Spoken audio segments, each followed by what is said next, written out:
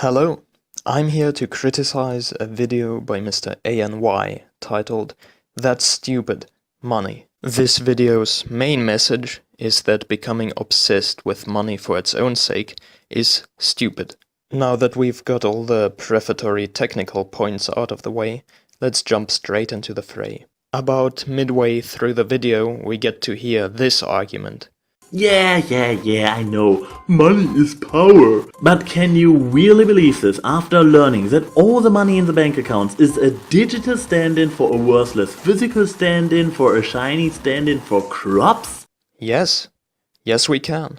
Money undeniably comes with power. The lobbying scene tells this story more eloquently than any poem or play. According to OpenSecrets.org, over $3 billion have gone to lobbying every year, consistently, for the past decade, in the United States alone. Am I to think that these are gifts born out of a spirit of altruism? Nay, they are manure to the seed of corruption within the politico's heart. Their purpose is to buy the power of the man of state, to be used by the man of the money bag. And if it didn't work, they wouldn't keep doing it. More broadly speaking, money translates into power through the procurement of other kinds of capital. Pierre Bourdieu, one of the big names in 20th century sociology, defined 4 kinds of capital: economic, cultural, social, and symbolic. Economic capital is money. Cultural capital, in essence, means education. And, as we all know, knowledge is power. Just ask highly educated people like Noam Chomsky, Henry Kissinger, or Richard Nixon. Social capital, meanwhile, refers to an individual's social networks and useful acquaintances. Symbolic capital, finally, is roughly synonymous with social standing or status, and status is the throne of power. Now, Bourdieu stressed that, with some limitations, these 3 categories are mutually interchangeable. Social capital can be converted into financial capital can be converted into cultural capital can...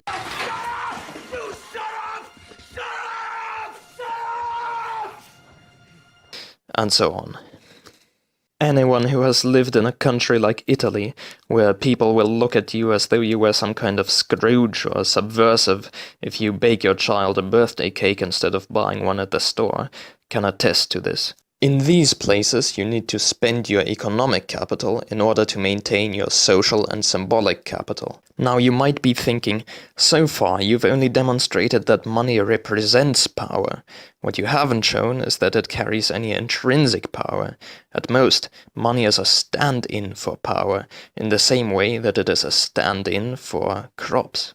Money nowadays literally only represents as much power as we agree it does.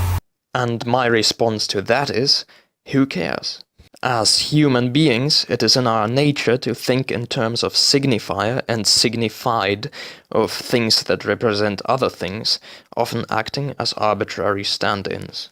The cultural philosopher Ernst Cassirer even went so far as to say that man is not so much an animal rationale as an animal symbolicum. Cassirer likened symbols such as the ones in myths and religions, which encode certain ideas, to linguistic signs, meaning words. I think this is a sound analogy for money too. Sure, a handful of green bills is merely a stand-in for, say, the table you intend to buy with them. But by the same token, the word table is only a stand-in to represent the concept of a table.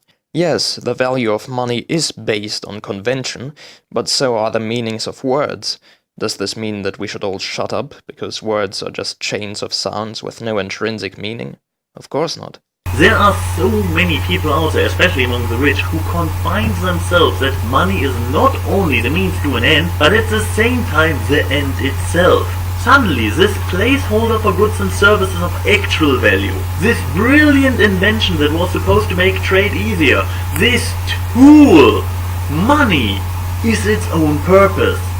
And that's stupid. Using the same reasoning, you could say that listening to poetry is stupid because it relies on making words sound good, thereby making words an end unto themselves rather than a tool of communication, as nature intended. Chasing money isn't my idea of a good life either, but if that's what someone wants to do, I'd hesitate to call it stupid. What ultimately guides people in their life decisions are emotions and personal preferences, not rationality or reason, so concepts like smart or stupid are not necessarily applicable in this field. Intelligence is a tool to emotions. That's an image used by crackpot philosopher Heinrich von Treitschke in one of their rare instances when he was right about something. See my last video for further information on the guy.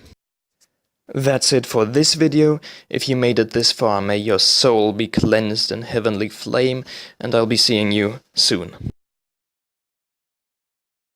You think it's a mistake to follow your own dreams and desires. Why is it so much better for you to live in subservience to these ponies?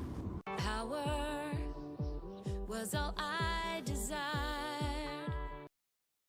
And what is the way that one becomes a powerful unicorn?